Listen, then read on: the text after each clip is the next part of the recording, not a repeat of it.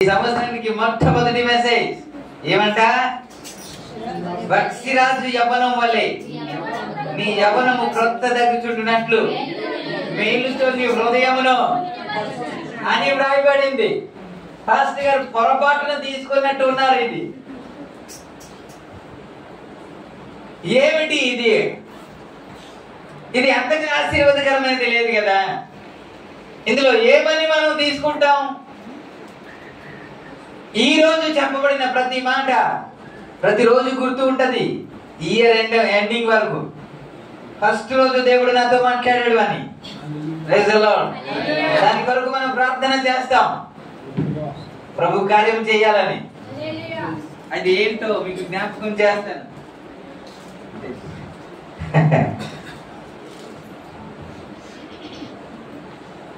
ఇక్కడ వ్రాయబడిన ప్రతి మాట మీ జీవితంలో దేవుడు నెరవేర్చును గాక. ప్రతి మేలు మీ కుటుంబానికి దయచేయను గాక. అద్భుతమైన సంఘటన మీకు జ్ఞాపకం చేస్తాను. మీరేదో అనుకుంటున్నారు కానీ చక్కటి సందేశం మీకు జ్ఞాపకం చేస్తున్నాను. దేవుడు మేలు చేస్తాడంట. ఆ మేలు ఎలా ఉంటది అని అంటే కీర్తనకారుడు చెబుతున్న మాట. ఆ మేలు వల్లే ఉంటదంట. ఎలా ఉంటదంట? అదేంటది? మేలుకి పక్షిరాజుకి ఏమైనా సంబంధం ఉందా?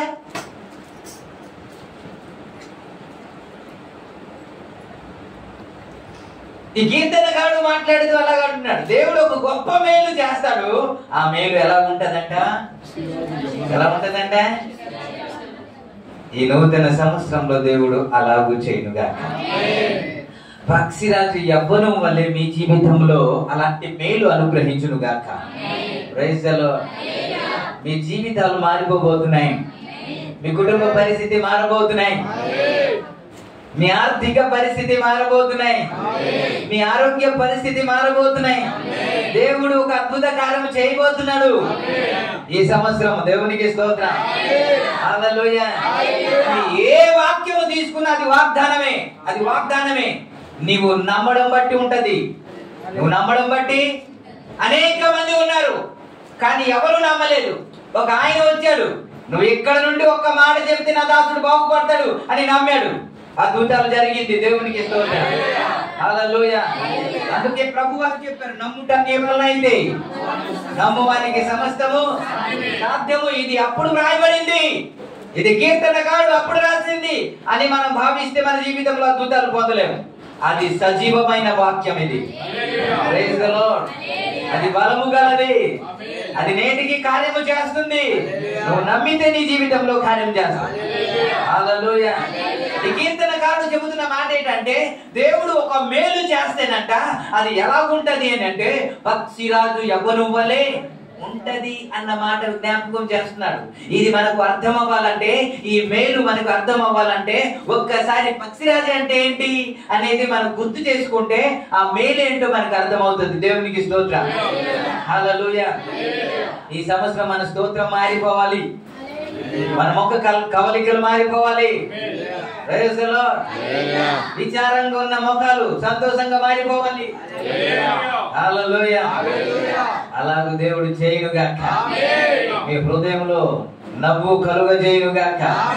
మీ ముఖంలో చిరునవ్వు దేవుడు అనుగ్రహించునుగాక. హల్లెలూయా. పక్షిరాజు అని అంటే మీరు ఏమనుకుంటారు? సవాళ్ళు తినే రాబందులు అనుకుంటున్నారేమో.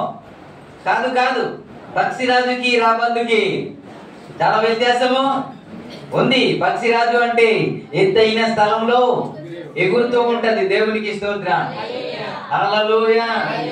దానికి గోర్లు చాలా షార్ప్గా ఉంటది. దాని నోరు చాలా షార్ప్గా ఉంటది.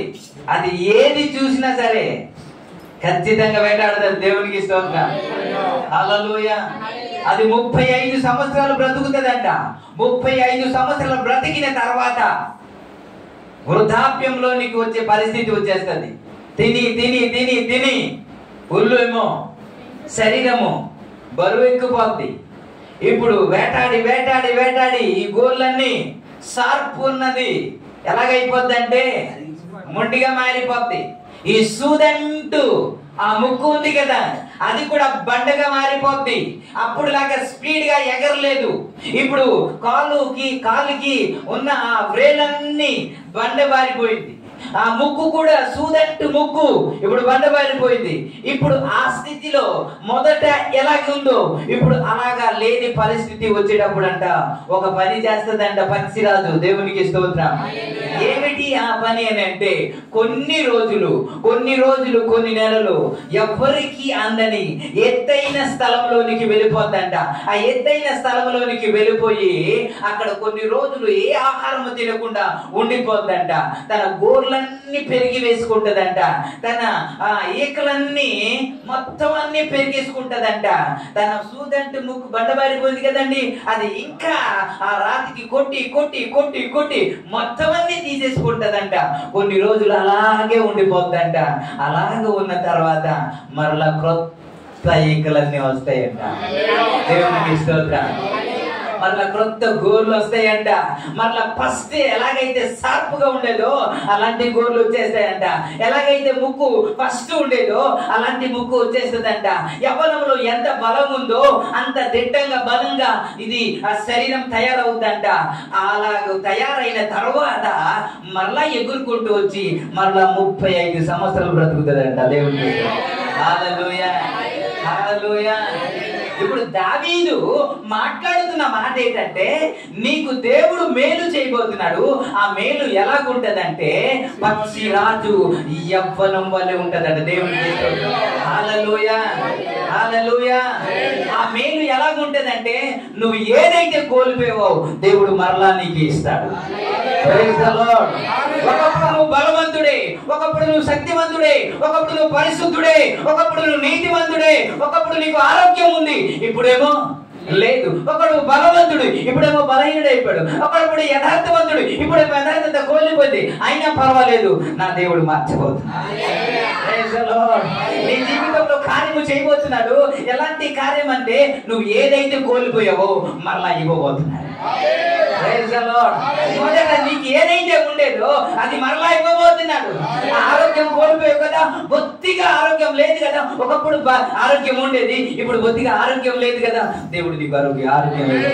దేవుడు నీకు స్వస్థపరచబోతున్నాడు. నీ జీవితంలో ఒక అద్భుత కార్యం చేయబోతున్నాడు. ఇప్పుడు మొత్తం బలైన స్థితిలోనికి వచ్చేసింది పక్షిరాజు. ఆ తర్వాత దేవుడు చేసిన మేలు ఏమిటి అని అంటే మరలా మొదట ఏ స్థితి ఉండేదో ఆ స్థితి ఇచ్చేశాడు. దేవుడు హల్లెలూయా. నీకు ఇప్పుడు ఆర్థిక స్థితి బాగోలేదు కాదు, ఒకప్పుడేమో బాగానే ఉండేది, ఇప్పుడు బాగా చిదిగిపోయారు కాదు, ప్రార్థన చేస్తున్నారు కాదు, దేవుడు మేలు చేస్తే బాగున్ను అనుకుంటున్నారు కాదు. దేవుడు ఖచ్చితంగా ఈ సంవత్సరం మేలు చేయబోతున్నాడు. పక్షిరాజు యవ్వనం వల్ల ఎలాగైతే ఆ మేలు జరిగిందో అలాంటి మేలు నీ జీవితంలో చేయబోతున్నాడు.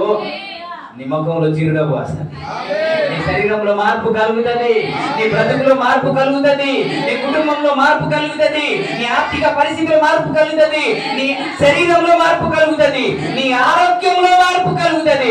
దేవుడు అలాంటి కార్యము చేయబోతున్నాడు. స్తోత్రం. నమ్మితే నా దేవుడు చేయడానికి సిద్ధంగా.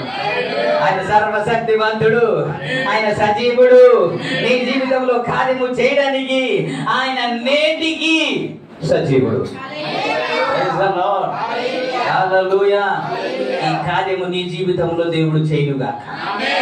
హల్లెలూయా, హల్లెలూయా. ఇది మాట్లాడుతుంది ఎవరు? ఇది మాట్లాడుతుంది ఎవరు కాదు, ఇది మాట్లాడుతుంది దావీదు. కీర్తన గురించి చెప్తున్నా. ఇది మాట్లాడుతుంది దావీదు. ఆయన ఏమని అంటాడంటే ఒక మేలు చేస్తే ఇట్లా ఉంటదని వివరిస్తూ ఎవరి గురించి మాట్లాడుతున్నాడు? తన గురించి మాట్లాడుతున్నాడు. తన పరిస్థితి ఒకప్పుడు ఏంటి? పేద పరిస్థితి. ఇప్పుడు ఎలా మార్చేశాడు? ఆ పేద పరిస్థితి నుంచి దేవుడు మార్చేశాడు. ఒకప్పుడు గొర్రెలు కాస్తూ ఉన్నాడు, ఒకప్పుడు పేద పరిస్థితి, ఒకప్పుడు గుర్తింపు లేదు, ఒకప్పుడు గౌరవం లేదు, కుటుంబంలోనే గౌరవం లేదు. కానీ దేవుడు స్థితిగతులు మార్చేశాడు. హల్లెలూయా. పక్షిరాజు ఇప్పుడు ఎలాగైపోయింది? ఒకప్పుడు బలం ఉంది, ఒకప్పుడు శక్తి ఉంది, వేటాడగలిగింది, షార్ప్నెస్ ఉంది. కానీ ఒక రోజు వచ్చింది, ప్రతిదీ కోల్పోయింది. ఆ కోల్పోయిన దానికి తిరిగి బలం ఇచ్చాడు. చూశారు? అలాంటి కార్యమే నీ జీవితంలో చేయబోతున్నాడు. స్తోత్రం. ఈ ప్రార్థన దేవుడు ఆలకించాడు. నీ ప్రార్థనకి దేవుడు జవాబు ఇవ్వబోతున్నాడు. నీ పరిస్థితిలో మార్పు కలగబోతుంది. నీ శరీరంలో మార్పు కలగబోతుంది. నీ ఆరోగ్య పరిస్థితిలో మార్పు కలగబోతుంది. పరిశుద్ధాత్మ దేవుడు బలమైన కార్యం మీ కుటుంబంలో చేయబోతున్నాడు. అందుకే ఆయన మాట్లాడుతున్నాడు, ఒకప్పుడు నా పరిస్థితి వేరయ్యా, నా పరిస్థితి వేరు, ఇప్పుడు నా పరిస్థితి మారిపోయింది. గొర్రెల దొడ్డిలో ఉన్న నాకు ఇప్పుడు సింహాసనంలో ఎక్కించాడు. ఇప్పుడు గొర్రెలు కాస్తున్న నాకు ప్రజలందరికీ పరిపాలించడానికి ఒక నాయకుడిగా నిలబెట్టాడు, ఒక రాజుగా నిలబెట్టాడు, ఒక అధికారిగా నిలబెట్టాడు. ఎవడైతే రేయ్ నువ్వు ఎందుకు ఇక్కడికి వచ్చావు, యుద్ధం చూడడానికి వచ్చావు నాకు తెలుసురా అని అన్నదమ్ములు చిన్న చూపు చూస్తూ ఉంటే అలాంటి దగ్గర దేవుడు నిలబెట్టాడు, తనని కనపరిచాడు, గొప్పగా దేవుడు నిలబెట్టాడు. Praise the Lord. అలాంటి మార్పు కలగబోతుంది. అలాంటి మార్పు దేవుడు నీకు అనుగ్రహించబోతున్నాడు. నీ కుటుంబంలో అనుగ్రహించు. ఇలాగూ దేవుడు చేయుగా. పరిశుద్ధాత్మ దేవుడు 100% ఈ వాక్యము మన జీవితంలో నెరవేర్చునుగా, మన కుటుంబంలో నెరవేర్చునుగా, వ్యక్తిగత జీవితంలో నెరవేర్చునుగా, ప్రతి ఒక్కరి జీవితంలో నెరవేర్చునుగా. ఆమేనని విశ్వసిస్తున్న ప్రతి ఒక్కరి జీవితంలో నెరవేర్చునుగా. హల్లెలూయా. విశ్వసిద్దాం, దేవుని వాక్యాన్ని నమ్ముదాం. ఈ సంవత్సరము ఒక మలుపు తిరిగే సంవత్సరం. హల్లెలూయా. ఆర్థిక ఇబ్బంది నుండి, ప్రవర్తన నుండి, బ్రతుకు నుండి, అన్నిటి నుంచి ఒక మార్పును కలుగు చేసే సంవత్సరం ఈ సంవత్సరం. హల్లెలూయా. హల్లెలూయా. ఎన్నడూ ఊహించలేదండి, అలాంటి కార్యము జరుగుతుందని ఎన్నడూ ఊహించలేదు. దేవుడు ఉన్నత స్థాయికి నడిపిస్తాడని, దేవుడు రాజుగా అభిషేకిస్తాడని, తన ప్రజల్ని పరిపాలించడానికి నిలబెడతాడని ఎప్పుడు ఊహించుకోలేదు. అందుకే అంటున్నాడు, సర్వస్వం ఏమీ లేదు కానీ దేవుడు నా స్థితిగతి మార్చేశాడు. స్థితిగతిలో మార్చేశాడండి. మీరు ఎప్పుడైనా జరుగుతుందా వృద్ధాప్యంలోనికి వచ్చిన తర్వాత, అన్ని సర్వస్వం కోల్పోయిన తర్వాత, శక్తి కోల్పోయిన తర్వాత, ఆరోగ్యాన్ని కోల్పోయిన తర్వాత, బలాన్ని కోల్పోయిన తర్వాత, ఆర్థిక పరిస్థితిని చిరిగిపోయిన తర్వాత మరలా మొదటి స్థితికి రావడం అనేది ఏదైనా జరుగుద్దండి? ఎవరికైనా జరుగుద్దా? ఏ కుటుంబంలోనే జరుగుద్దా? అది పక్షిరాజుకి మాత్రమే జరుగుతుంది. దేవునికి స్తోత్రం. అది ఎవరికి జరుగుతుంది?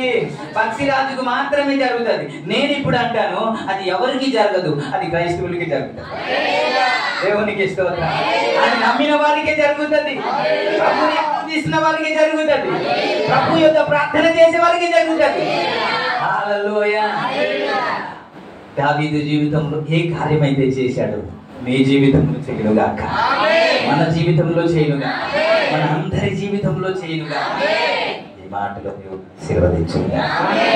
ఆమేన్.